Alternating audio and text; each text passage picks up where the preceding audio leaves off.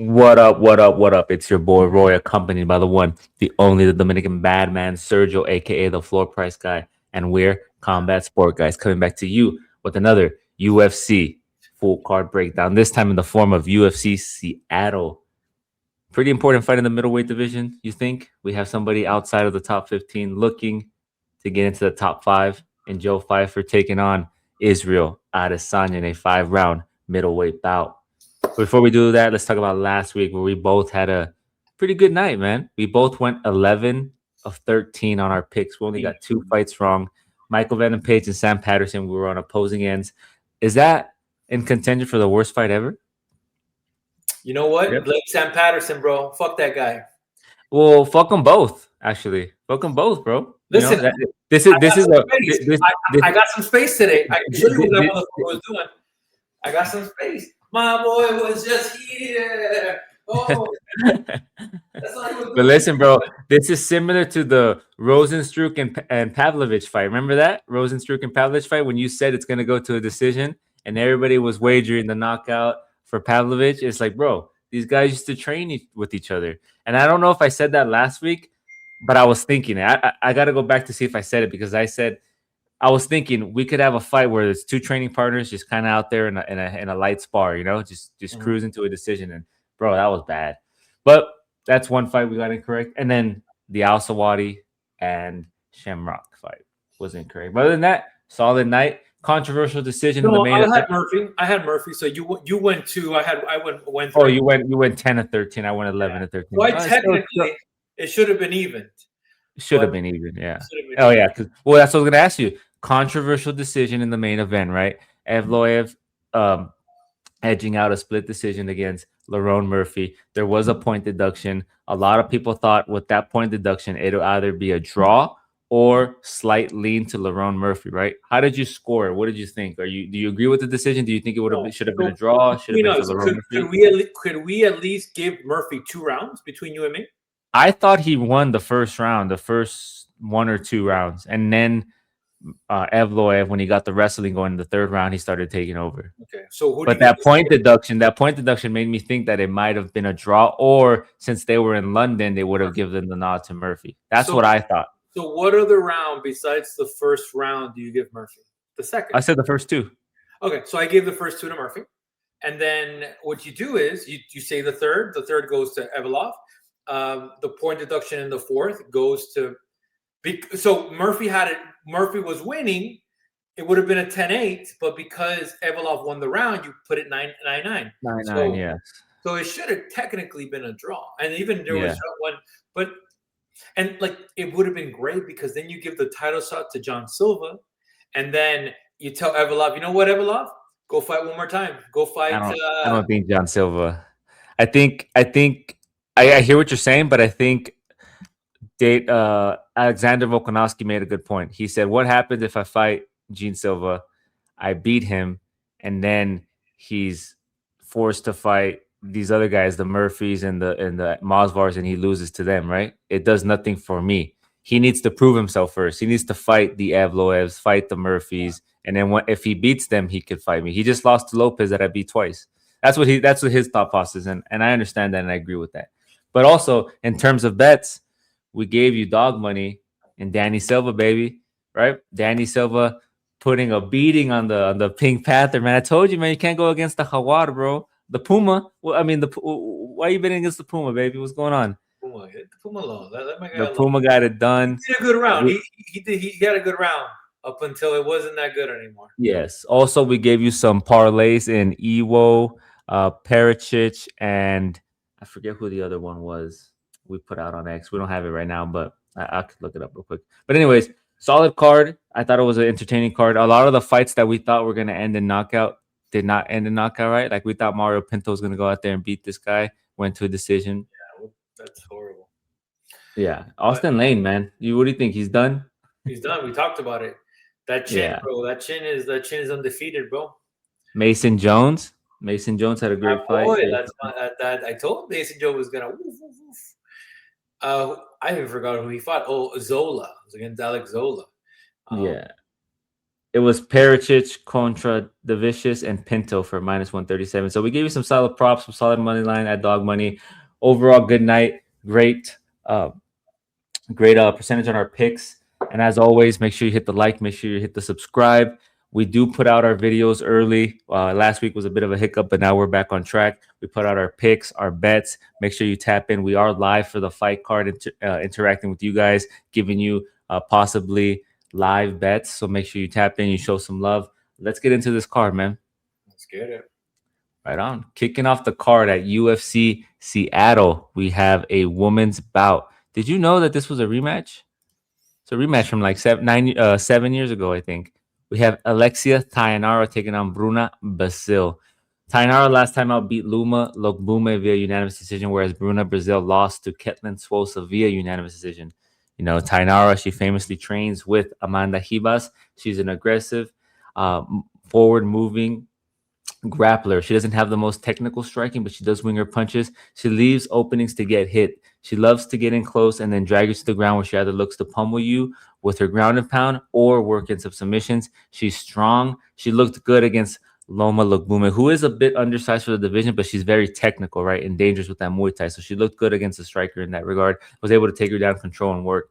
Brazil, on the other end, is a sound striker. She normally fights from range, utilizes her reach, and is pretty much low volume. She likes to stick to the outside, pick and pop. She appears to have slowed down as the years have progressed, right?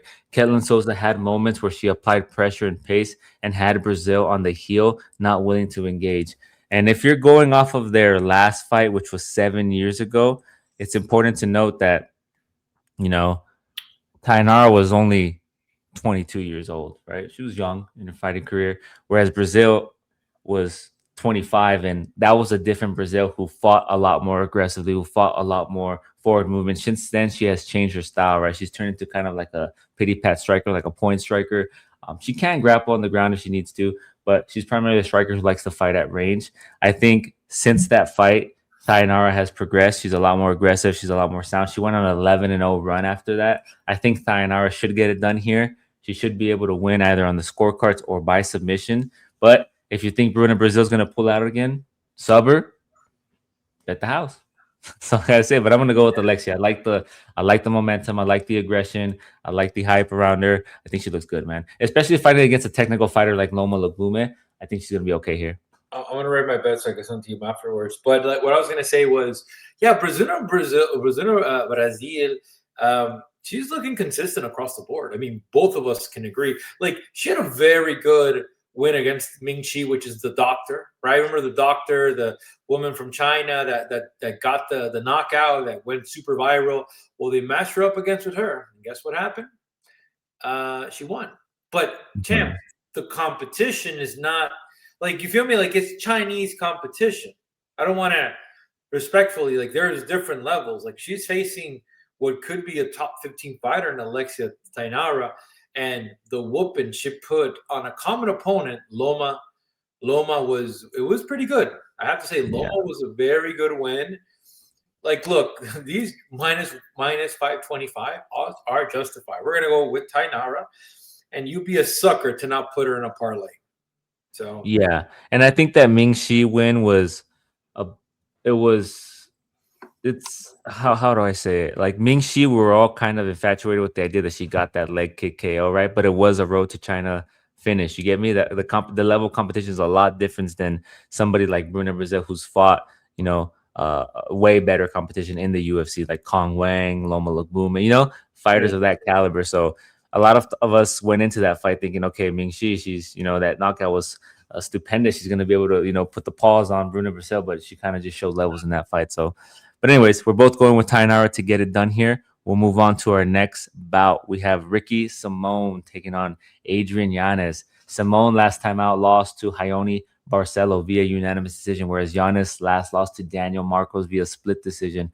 Ricky Simone, what do we know about him? He's a pressure grappler with knockout power. He's durable. He has good cardio, has a gas tank. He uses his striking to set up his takedowns really well and level change. He had trouble up against Barcelos. He went 0-6 in the takedowns, right? And he kind of lost on the feet, right? But Barcelos, it's important to mention that he's a 5-time national Brazilian grappling champion, right? So it's a little different. It's a little different when you go against somebody who knows what they're doing. Giannis, on the other end, is a technical striker who has nice boxing, speed in his hand, durable, and solid takedown defense at 81%. But will he be able to stop all the takedown attempts from Ricky Simone? Right? He last lost to Daniel Marcos where he was tagged earlier on in the fight, but he weathered it, came back, and granted it out to a decision and still lost a close one, right? It was a split decision. You could have given it to them either way. But I think, it's important to note that this fight is in Seattle. What happened last time Ricky Simone fought in Seattle?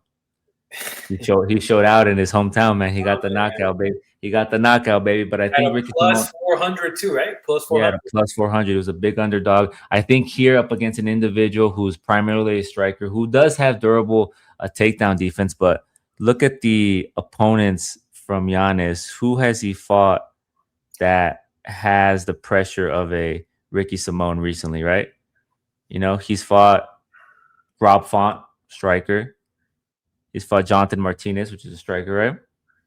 He's fought Vinicius Salvador, and then he fought Daniel Marcos, who are all primarily strikers, correct? So I think Ricky Simone here is going to be able to be more successful in the pursuit of takedown, unlike Barcelo. So I think Simone here is going to be at home. He's going to have the crowd behind his back. He's going to be able to get the takedowns. He's going to be able to land the power shots. I'm going to go with Simone here to get it done.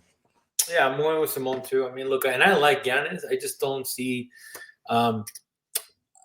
after that second round, he tends to fade a little bit. Simone has fought the more durable fighters, if you ask me. I also think Giannis is like, it's funny because like if you were to look at the records, and Simone has been here for a while, but Giannis was came into the UFC, started making a run, like a good run, and then he got kind of finished. And I mean, look, the reality is both of them are two wins out of 5 losses, which again doesn't mean something. Not for these guys. I mean, I don't think whoever loses this fight is getting kicked out because both of them are entertaining fighters. Yeah. I'm going to go with the wrestler. I think the wrestler should have a very good plan to push the pace and everything. I think if you can get Giannis into the 3rd round, make him break a little bit. Yeah, Ricky after the 2nd round, I say take him down after the 2nd round. Keep it on the feet first, keeping them kind of confused. I'm gonna go with Simone. Like this is a no-brainer for me, especially UFC Seattle, motivated, and go from there. Yeah. We're both going with Ricky Simone to get it done. We'll move on to our next bout. We have a city kickboxing individual, teammate, the individual in the main event, Navajo Sterling, taking on Bruno Lopez. Sterling last time out beat Rodolfo Bellato via unanimous decision.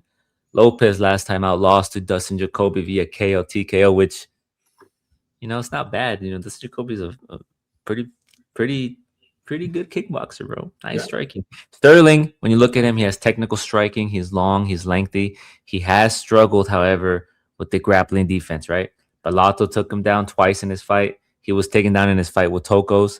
However, his get-up game is okay. He gets up. He utilizes his length well. He utilizes his jab well. He sets up his combinations really nicely. He's more of a point striker, right? He needs to kind of establish himself now that he's had, in my opinion, 3 fights in the UFC. He needs to get like a finish. He needs to start building up that highlight reel, right? If he's a real deal prospect, right, he needs to start going out there and finishing the guys that he should finish. He should have finished Tuco Tokos. He should have finished an Ivan Erslan. He should be finishing these guys if he's that good of a striker as they're making him out to be, right? He's 28 years old. He's 6'4". He has the reach. He has almost an 80-inch reach. He's going to go against Lopez, who is a well-rounded fighter. His focus is primarily on grappling and cage control. He often uses the clinch work and takedowns to dominate his opponents. His striking is not as technical. I think Sterling is the way better striker of the two.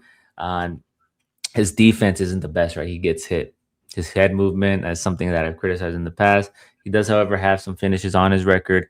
If you look at his UFC record, he won his Contender Series via KO, and then he beat Magomed Gaziasula via unanimous decision, and then he lost to Justin Jacoby. I think here Navajo is going to be the better striker of the two. He's going to have the better movement. He's going to utilize his length really well. And his takedown defense should be okay. His get-up game should be okay, right? Because Lopez is going to look to get in close, and he's going to have to get past that range. He's going to look to push him up against the cage, take him down. But I'm going to go with Sterling here to get it done. I mean, look, a couple different prop. We're both going for Sterling, but a couple different prop bets that open up right off the bat. I mean, Tainara and Sterling so far are the biggest lock in this card. That should bring you up to minus 2,000 if you were willing to take kind of a wager. I think minus 2,000. Sorry, minus 200. My apologies. I'm about to say, bro, I ain't putting nothing on minus 2,000, bro. Get like 10 cents. What are we doing? No, it's funny. MFers put minus money on minus 5,000 in Canelo all the time when he's. Hey, bro, relax. But that's true. You're right. True. Yeah, I mean, would you say this is the first striker he's faced? Because all the three guys he was given were. Well, no, this guy's a grappler. Lopez is a grappler. Why do they keep giving this guy grapplers? Like, why don't you put him up with They're trying to get him to. They're trying to get him to build that highlight reel, brother. No, Ivan Erslan is a striker. He fought Ivan Erslan. Yeah, but Ivan Erslan to me is more of a grappler than an actual. Think so? I think he's more of a striker. Yeah, I mean, Kutaleva, the Hulk.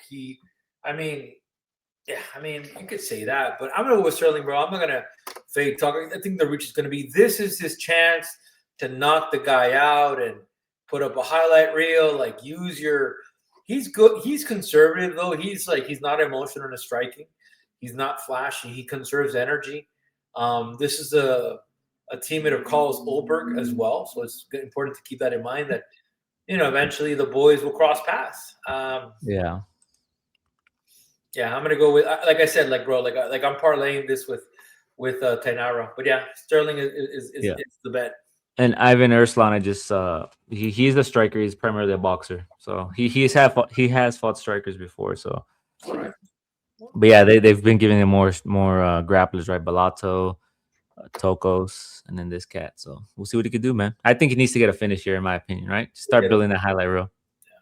But anyways, we'll move on to our next bout. We're both going with Navajo Sterling. We got a female bout, and Casey O'Neill taking on Gabriela Fernandez. O'Neill last time out beat Luana Santos via unanimous decision, whereas Gabriel Fernandez beat Julia Stoliarenko via submission. O'Neill is a striker with the Muay Thai background. She can fight in the clinch. She can offensively grapple. Decent enough. Her takedown defense is okay. It's at around 70%. However, she was taken down and ragdolled by Luana Santos, who does have that judoka background, right? She's a judoka. But then after that, she was able to get up back and then lead the fight with the striking and kind of take over and win via unanimous decision. Gabriela, on the other end, is a striker who has decent technique and solid Brazilian jiu-jitsu. Against Stoliarenko, her striking looked good, but Stoliarenko is a grappler who can't really throw them hands.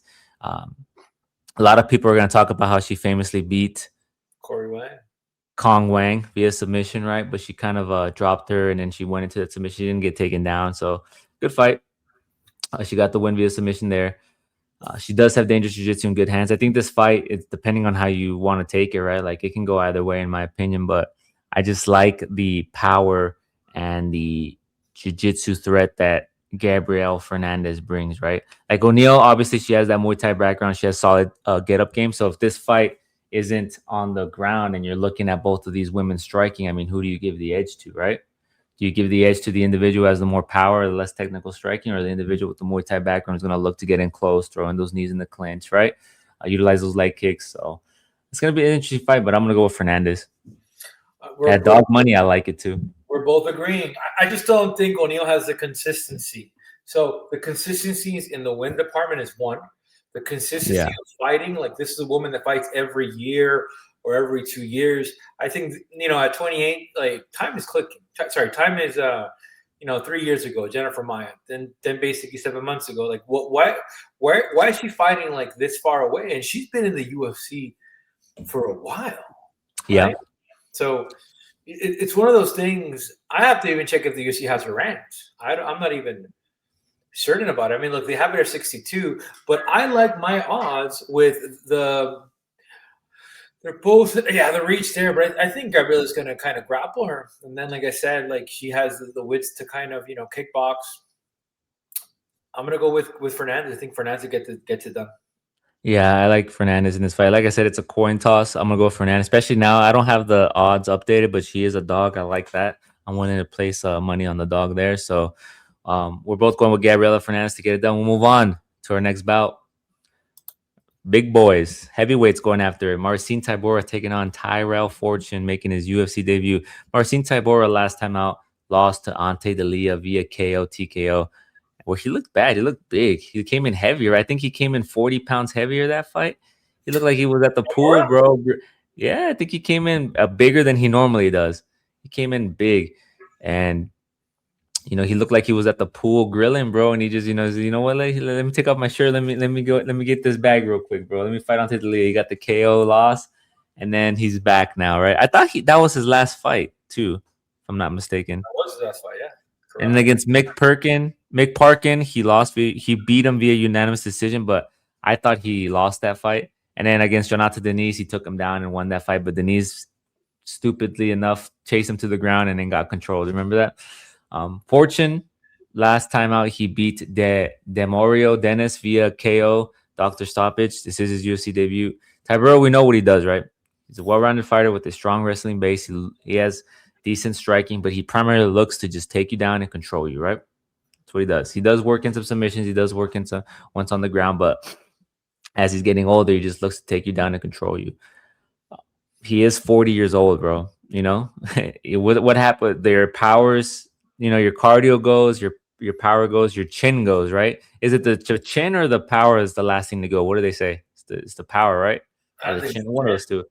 But Ante Delia applied that pressure. He came forward and he put him out, right? So is his chin gone? You look at Fortune. Fortune is a training partner of Waldo Cortez Acosta, right? He also has coached Waldo in the past. Like you see him in his corner at some of his fights. He's fought in Bellator and PFL. He's a wrestler with some pop behind his strikes and nice technical striking and decent footwork. He doesn't have the best takedown defense.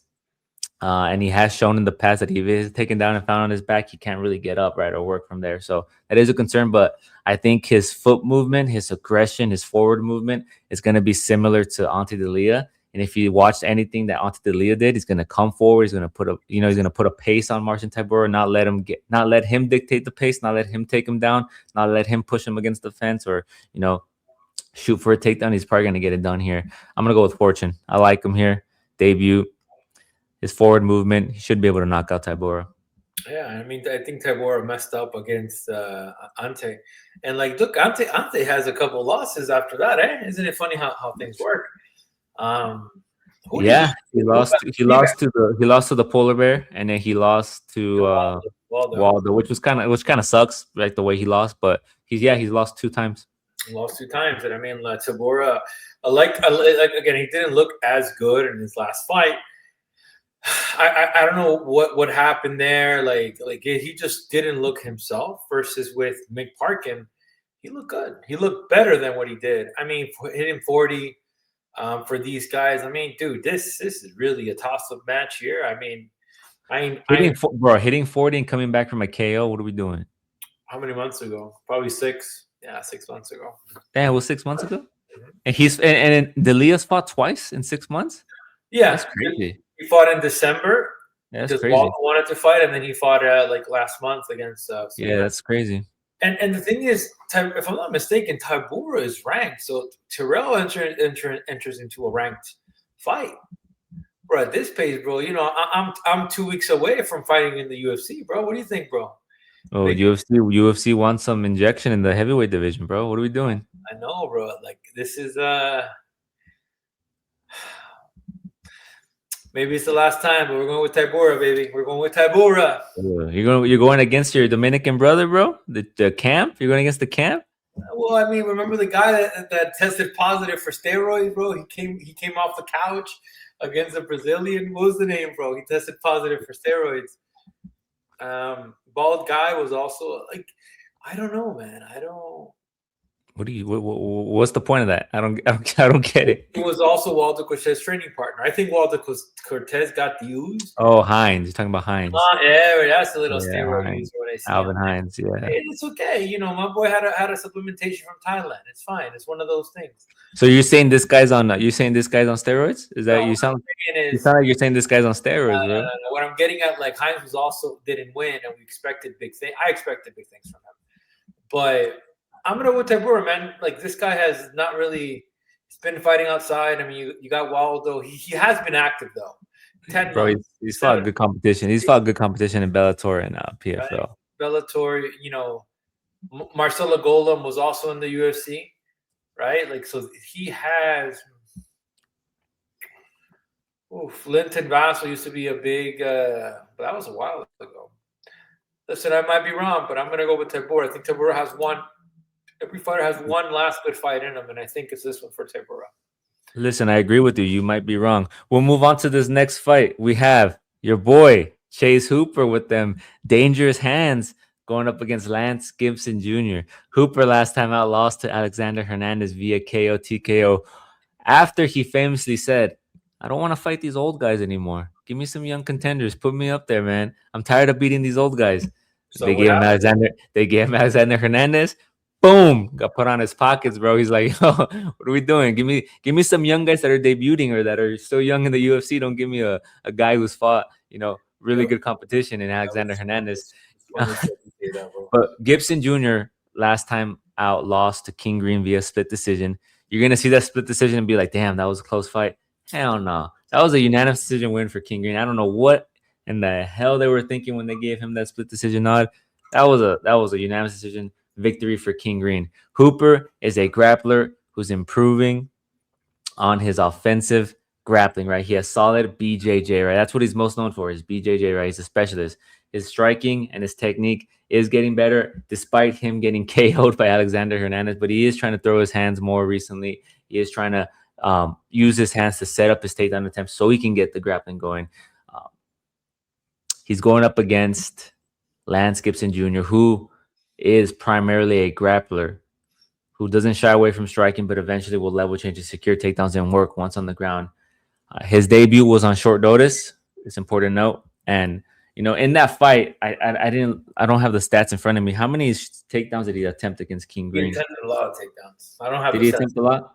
Let me see. King Green versus. I remember certain fights because I'm in the sofa versus the ring, and that fight I remember because Bobby Green was just too much. It was just too much for him. Yeah, it was too much for him, right? No. And okay, so look, Lance Gibson Jr. only shot 3 takedowns, is successful in 2 and controlled them for a minute and a half, right? So if he shoots for takedowns here, it's gonna be a long night for my guy, right? Because Chase Hooper can scramble, he can work on the ground. I think his best bet would be to keep the fights standing. We could see this could be one of those fights where we see 2 guys who are grapplers, right? Showcasing their striking, because on one side, the other individual respects the other individual's grappling and their submission threat, right? Kind of like what we saw against De Ritter and GM3 prior to De Ritter getting the submission, right? These 2 guys just striking, or Bo Nickel against Paul Craig is a perfect example. Just 2 guys just striking because they both know how dangerous they could be on the ground, or or one guy respects the other enough to not engage in the grappling. So it could be a striking battle where Chase Hooper shows, hey, my striking's getting better, I'm working on it, right? And he wins a decision, or it could be Chase Hooper by submission, depending on how you want to go. But I'm going to go with Chase Hooper here. I think this is a good bounce back win for him. I never pick against Chase Hooper, bro. I actually realized that. You picked against him last time.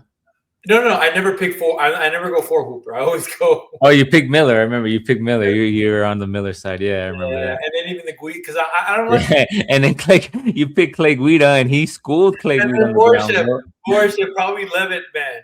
I give him all. My only issue with Hooper, I think Hooper has the cardio of a first round fighter. Bro, just admit it, bro. You're a Hooper hater, bro. Just say it, bro.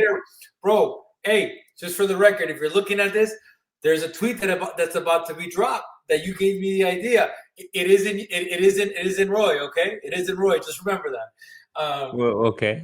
I don't know what you're talking about, brother. What was it? I'm gonna drop the tweet where he says, "I want to fight them young guys. Fight the young guy."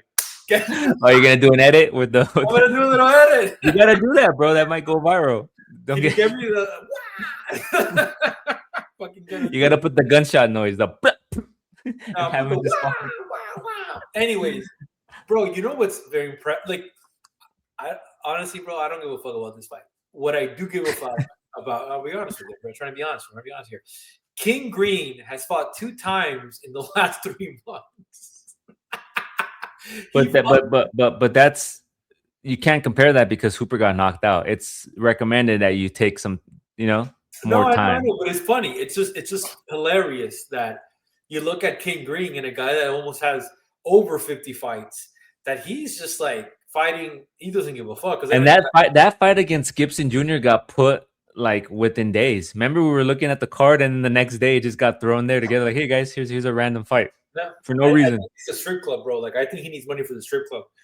He has his own strip club now, so stripping is expensive. Where's it at? Where's it located? I don't know. I think it's around like Rampage. I'll look it up after this. But yeah, I'm gonna go with Chase Hooper here. I mean, Oh, you're on the Hooper train now. nah, Let's bro. go, man. He It's better just, win. I gotta say that. If he doesn't win, you're gonna forever fade him. oh, dude, I am gonna. I should bet some money on this. Actually, minus 255. I would stay away from Hooper for like. I would actually, if there was ever a decision, I would put. No, I'll say this: Hooper's gonna take it. Hooper Yeah. should have the like. Yeah, the because if not, what are we doing, bro? At this point, 26 years old.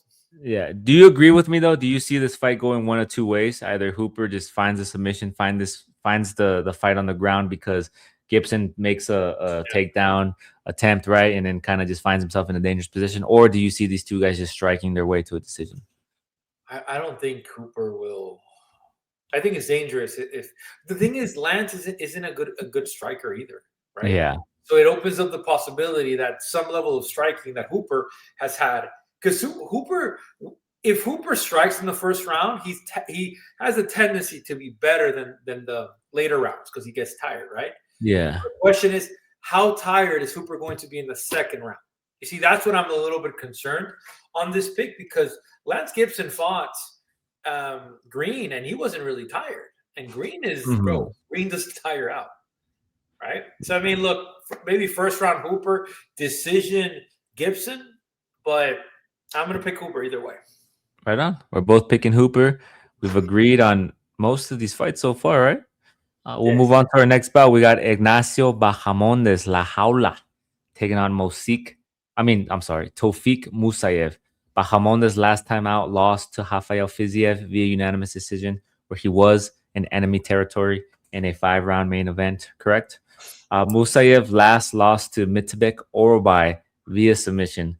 Orobai is a weight bully, brother. Even at 170, that man looks huge, bro. It's Yeah. crazy. When I look at him, that man was making 155, bro. That's crazy. This guy's massive. But anyways, Bahamondes, when you look at him, he's a long, rangy striker with good footwork and really good power. His takedown defense is good, and he's really big for the division, right?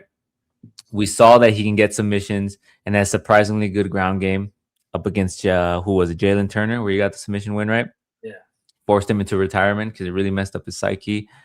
Uh, However, he doesn't really initiate the grappling. His grappling, offensive grappling, isn't the best.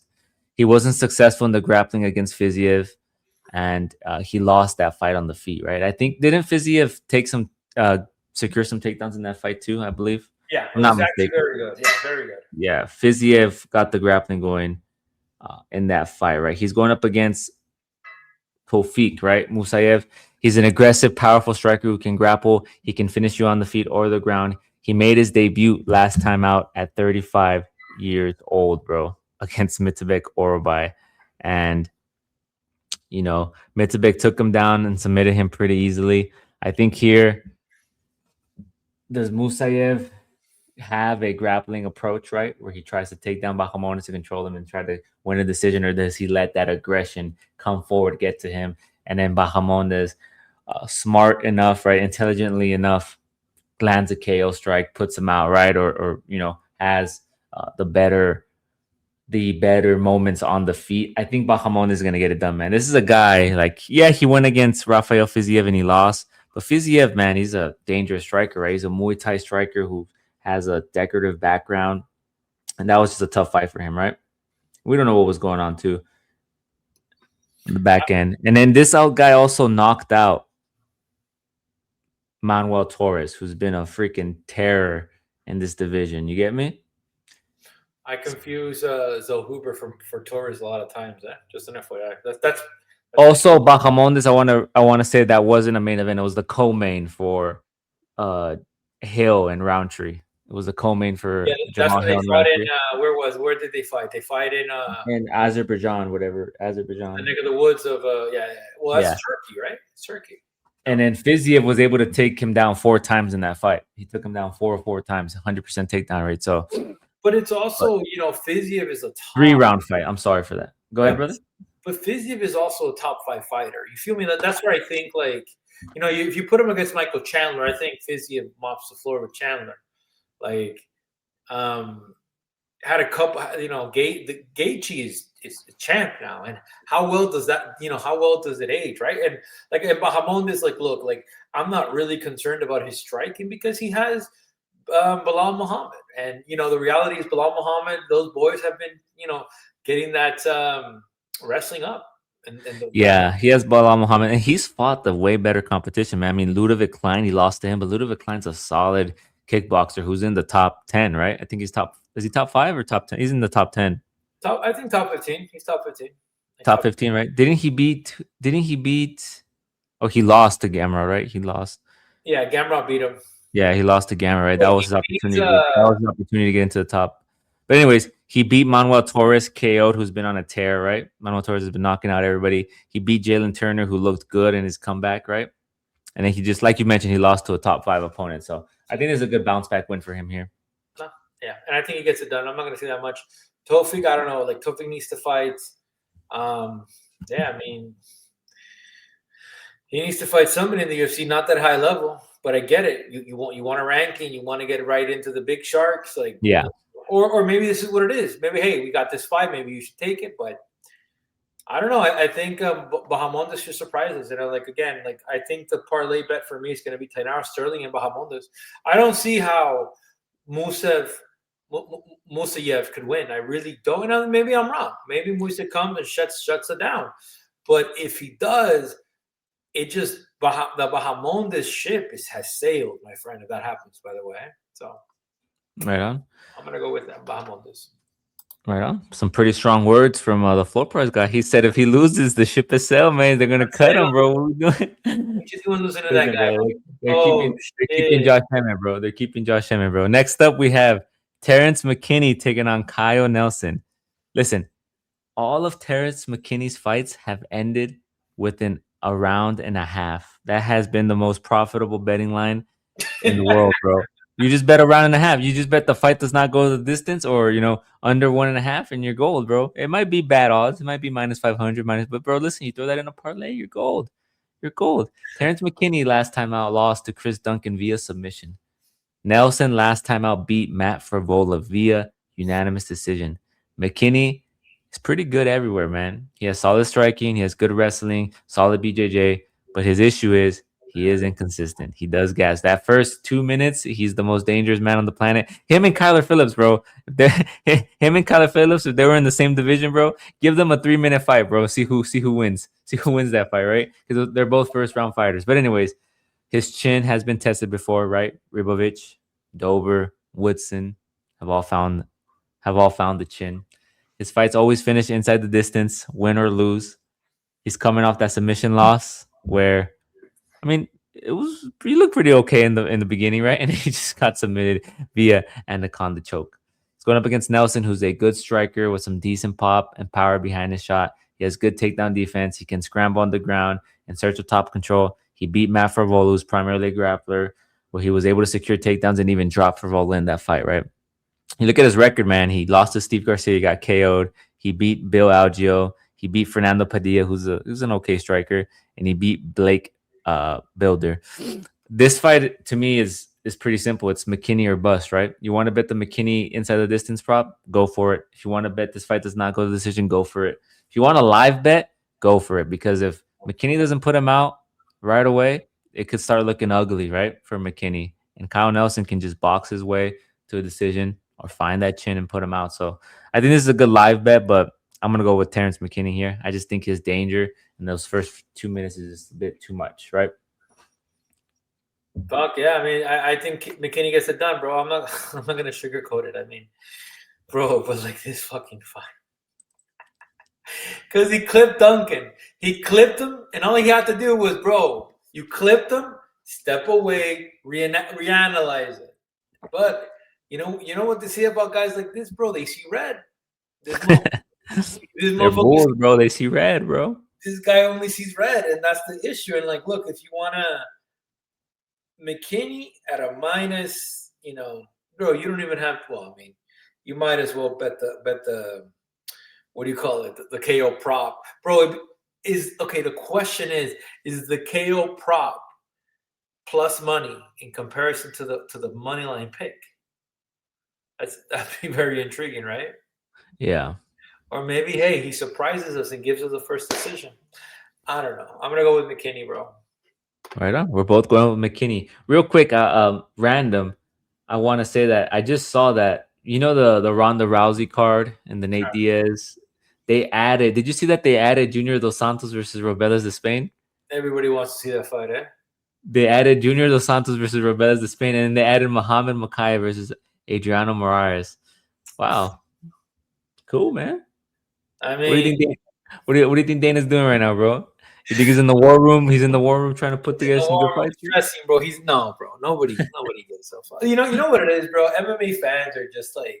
I think if we could talk about this for like 2 minutes, I think Netflix getting in, making these MMA fights right through Jake Paul's promotion is kind of a good thing, bro. Because if anybody's gonna pay the fighters what they deserve, it's gonna be Netflix. Netflix has a lot of money, and Netflix is gonna get and Netflix is gonna throw money at these guys. That's gonna be like, why am I risking? I know the UFC is the best promotion, right? It's the most prestigious, but if they get a hold of some of the top guys and offer them an absurd amount of money, start looking interesting, bro. It's gonna be interesting to see what they do after this card. Is it just a one-off card, or they're gonna start putting better cards? No. So the main problem is UFC is an organization that runs smoothly.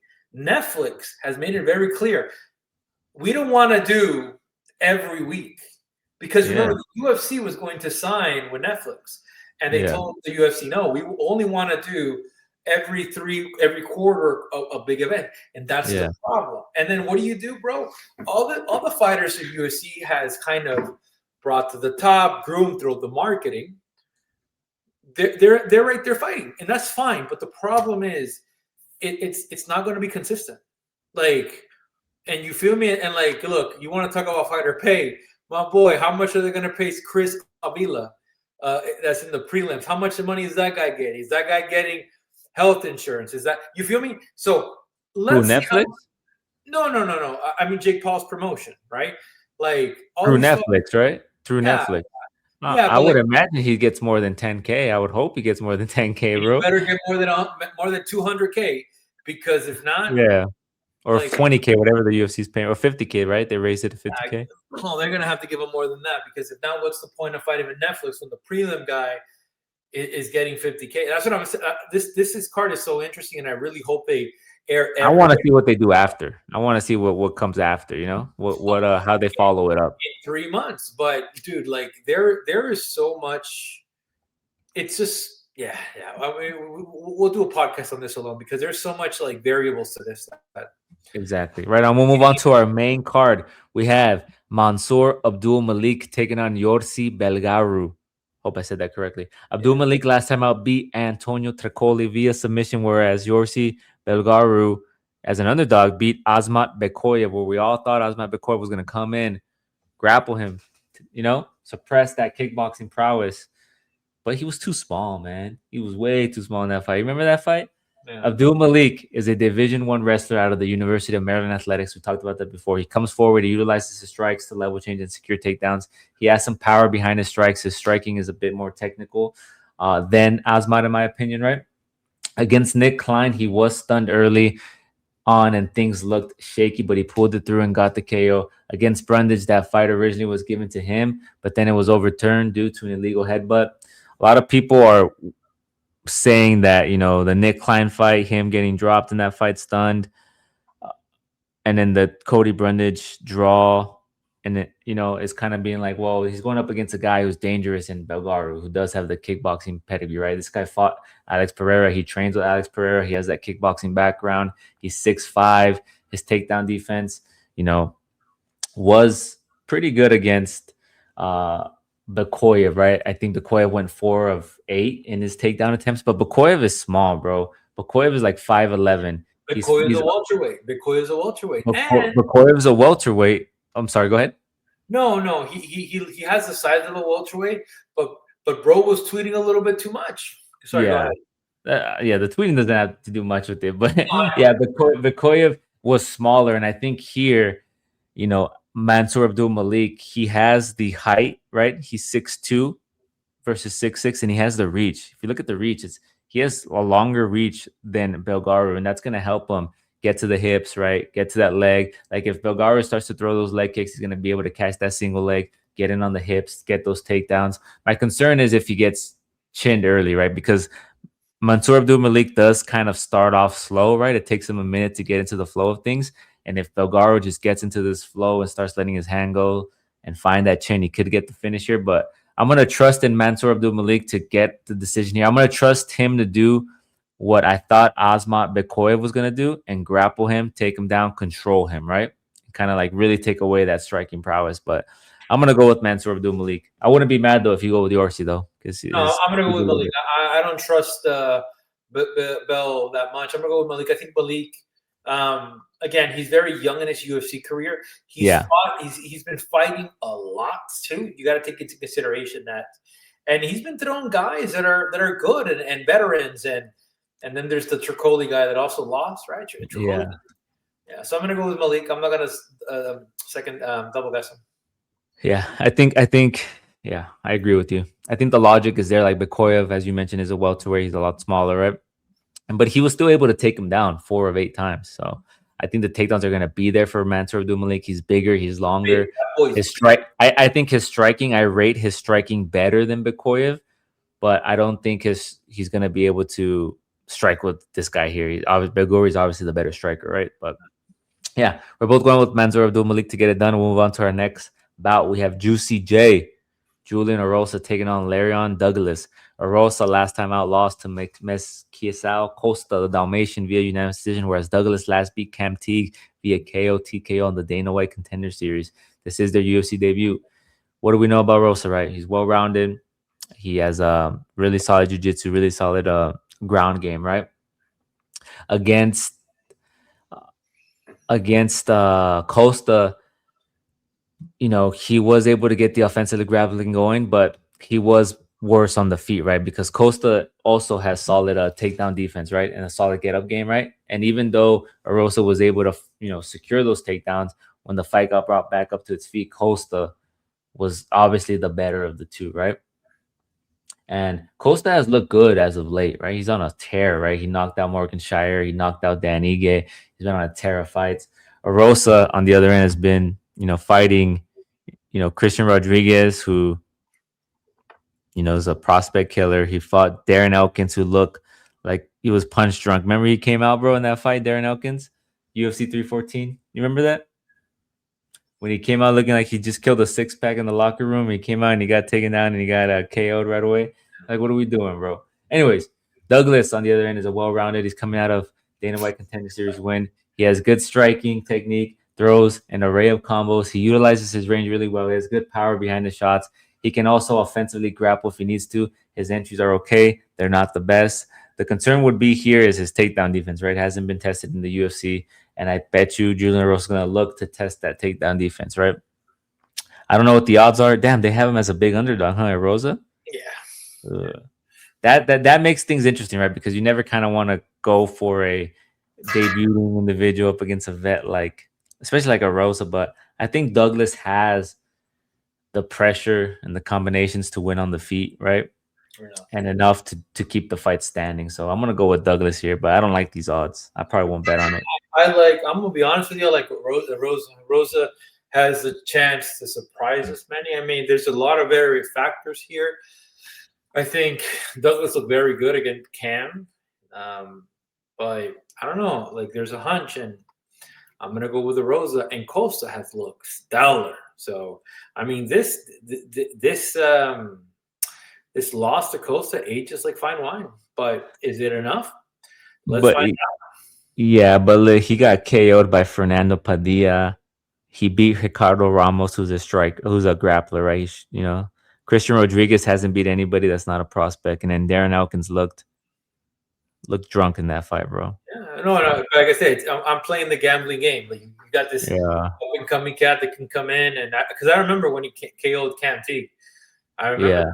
yeah, I solidly remember, but let's find out, right? Let's see. I might be wrong, but from right on. betting, I get it right. Plus 240. We're both on opposing ends here. We'll move on to our next bout. If you haven't done so already, please hit the like, please hit the subscribe, please show some love. That's all we ask for. We're not charging anything. We're not asking you for anything. We're just asking you for a like and subscription. That's it, right? Follow us at Combat Sport Guys on X. Next up, we have our favorite fighter. We got Nico Price, baby. He got the call. They hit him up. They said, listen, brother, Michael Chiesa, Washington boy. He's looking to retire, brother. We need you to take one for the team. We need you to do what you do, right? Just come in and be chaotic. Michael Chiesa taking on Nico Price. Chiesa last time out beat Court McGee via unanimous decision, whereas Nico Price was KO'd by Nikolai Veretennikov. Chiesa is a good grappler. He doesn't have the best striking, nor does he utilize his strikes real well to set up his takedowns. He likes to push you up against the cage and then secure those takedowns. He has a 61% takedown defense, right? He's getting up there in age, man, and he has a favorable. Like, look at these fights they've been giving him, bro. Max Griffin, the ghost of Tony Ferguson, Court McGee. Like, they love him, bro, when he's on commentary, bro. The UFC's taking care of him. They're looking to. I think this is a retirement fight, right? He's fighting at home. This is a retirement fight. He's fighting at home, right? They're giving him Nico Price, who is somebody who he should be able to finish, right? He likes to throw, move forward, engage in scraps. His chin has been tested a bit, and Michael Chiesa has the opportunity to either knock him out or get a submission here, right? If Nico Price fights the way Nico Price fights. I know Nico Price likes to engage in scraps and he can be dogged, but I don't know, man. I think Chiesa is going to be able to find a submission here. I just have a feeling he's going to be able to control the pace and then kind of weather that initial storm from Nico Price. So I'm going to go with Chiesa to get it done at home and retire and just ride off into the sunset. Yeah, bro. I mean, Chiesa by retirement, bro. And like I said, you know how I feel. I'm not gonna give it that much. So I think, respectfully, the UFC uses Nico Price to fuck. Late replacement Price. To fuck? No. Did you say they use Nico Price to fuck? Is that what you said? What the heck are you talking about, bro? The fact that he didn't get a call for over, I think it was not a year, but after the Jacoby fight, what was it? Yeah, a year. I think they were done with him after Garimbo. And it's just been, hey, we need because why the hell would you give Price, a guy that got knocked out a month ago, to Chiesa? Retirement, brother. Listen, ever since you said it like 2 weeks ago, they gave him the Nico Price treatment. That's what he's known for, bro. They just hit him up like, listen, brother, we need you. Need you to do us a solid. Fucking hell. Right on. We're both going with Michael Chiesa to get it done. We'll move on to our co-main event. We have Alexa Grasso taking on Macy Barber. Who are you, an Alexa Grasso fan, or are you a Macy Barber fan? Just based off of looks, bro, aesthetics alone. I mean, I don't know. I'm kind of like a Macy guy now. I'm into Macy. You're into Macy, huh? Right on. Is it pre-Macy, pre-boob job, or after? After. All right. You're not too hot on the feet pics from Grasso? Is it feet pictures? Yeah, she tweets feet pics. No, you're not a big fan of. Okay. Well, I just want to know, bro, because I know you're subscribed to like Aileen Perez, Valentina Shevchenko. Shout out to Reddit, baby. Shout out to Reddit. That video is crazy. Anyways, we have Alexa Grasso taking on Macy Barber. This is a rematch. Did you know that they fought in 2021, where Alexa Grasso beat Macy Barber via unanimous decision, 29-28, where she was more active on the feet. But Grasso, I don't know, man. Grasso last time out lost to Natalia Silva via unanimous decision, where there was an obvious discrepancy. There was an obvious disadvantage in the footwork, right? There was a difference in the footwork. Natalia Silva was dancing around her, moving in and out, making her work, right? And that's one thing we talked about, right? Like, she wasn't able to get her boxing going because that's something that Grasso likes to do, is get in the pocket, utilize her boxing, and she wasn't able. She was chasing Natalia Silva. Last time out, Macy Barber beat Karina Silva via unanimous decision. When you look at Grasso, she's a former champ. She's a good striker. She throws with volume. She does, however, have poor takedown defense. She can fight well in the pocket. She has good boxing, good combinations, utilizes her low kick well. Her footwork, however, has been something that I've criticized, and I've criticized it last time a lot, right? She thrives in the pocket. She uses the angles really well. Uh, she's going up against Barber, who is a power striker. She has good forward movement, nice heavy punches, good clinch work. Her grappling has been good. She has a 44% takedown defense, and against pressure grapplers could be an issue, right? Her cardio is looks solid. She's been controlled on the ground before, but I don't think Alexa Grasso is going to look to take this fight to the ground. No. I think if you're going off of their earlier fight, I think it's going to be interesting because I think Macy Barber has improved since then, right? She kind of has a sneaky resume, man. Like she's been just racking up these wins, right? The KO win against Amanda Hebus was huge 2 years ago. That was Amanda Hebus when she was Amanda Hebus, right? Not the Amanda Hebus as of recently. And then she beat Kathleen Caminera, Karina Silva. She was supposed to fight Erin Blanchfield, but she had that seizure, which caused her to pull out last seconds. But I think Macy Barber here is going to get it done, man. I think her aggression, her forward movement, her footwork is going to be the difference here too, right? Yeah, no. So I'm gonna go with Barber to get it done, man. Yeah, her wrestling has gotten better too. She's gonna be able to take Grasso down. She wants. She's older now. She's more mature now, right? Yeah. And I think Grasso's at the end of the stick, and I don't like. That's the thing about it. Like she could have fought Silva all different ways, a champion, but she didn't. I'm gonna go with Barber. Get it done. Right on, Barber. I know we're crunching on time here. We'll move on. We got Israel Adesanya taking on Joe Pyfer. Listen, Adesanya last time I lost KO, TKO via Nasruddin Imavov, whereas Joe Pyfer beat Abus Magomedov via submission. This is very simple to me. You look at the individuals who Israel Adesanya has fought. I know he's on he's 4 of 5 in losses, but he lost to Alex Pereira, who's in contention to be the GOAT, right? And then he avenged that loss and KO'd him. That was at middleweight. He lost to Sean Strickland, who's been on a tear since then, right? I mean, Sean Strickland lost to Duplessis, but he's fighting for the title next. He lost to Duplessis, who's former champ, and then he lost to Nasruddin Imavov, who's next in line. These are all top 5 guys, top 3, top 5 guys, right? Whereas Joe Pyfer, his best fight probably was what? Kevin Gastelum, you think? Kevin Gastelum was the best opponent that he's fought. I think if you're looking at it from a perspective that Israel Adesanya's done, he's washed, his chin is gone, you're going to pick Joe Pyfer to come in here aggressively, find the chin, put a pace on him, put him out. He also has really good BJJ and a really good ground game, right? He trains with Sean Brady over there in Philadelphia, right? He has the power. However, a concern would be the cardio, right? Last time he had a 5-round main event against Jack Hermanson, he famously tired out and he lost that fight via unanimous decision. So if you're going to think that, I don't know, man. I just think this is a good fight for Israel Adesanya to bounce back. I think, Israel Adesanya is one of those fights where people are going to see the red. They're going to think he's done, but he's fought really, really good competition, man. It's kind of like, it reminds me of Alex Perez, right? Remember Alex Perez had all those reds and then he fought against Charles Johnson. I'm not comparing Charles Johnson and Joe Pyfer, but it's the same logic, right?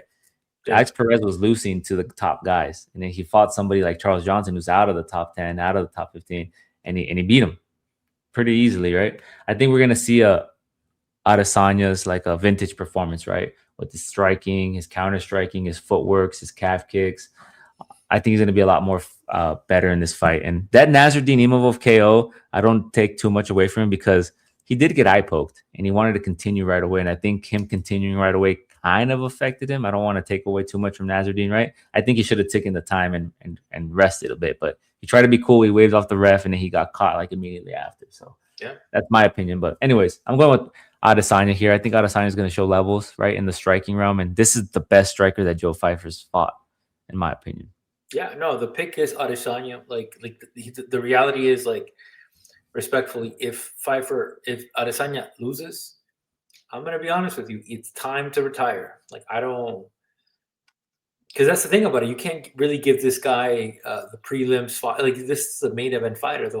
They'll keep him there. And like, there's so many things, and like Pyfer has looked good, but Adesanya is top notch, and the level of competition he's going to bring. And he took a year. Like, these 2 months, six months in between were a little bit too much. He was beating DDP. Right? Until DDP kind of like swarmed him up, got him. Yeah. Like that's the thing about it. Even with the Nasruddin fight. I think this is a great money line champ. I think like I said, a -140 is definitely doable for me yeah. So I got a couple of sequences that I'm going to play that I'm excited about. So we're going to go with Adesanya. Yeah, I think Pyfer, if he's going to come in and try to take down Adesanya, we're going to see how Adesanya's takedown defense holds up against him. He was 0-4 against a boost, and he was taken down himself. But I think Adesanya here, this is a different level of striker, right? Arguably one of the best strikers, right, in the history of the UFC. And the reach, right? So we're both going to go with Israel Adesanya to bounce back here. No offense to Joe Pyfer, but Israel Adesanya is going to get the dub for the boys, right? Yeah. And I picked against Adesanya in the past before. I picked against him, so you know, I'm rocking with him here. I think he's going to be better here. He's going to bounce back. We'll get it done. Listen, that is our full card breakdown, guys. Make sure you show some love. You follow us on X. You follow us on Threads. You follow us on Instagram. Subscribe to the YouTube. Any parting words, my man? Nah, bro. See you Saturday. Right on, brother. Make sure you love what you love. Do what you do. Peace. Later, baby.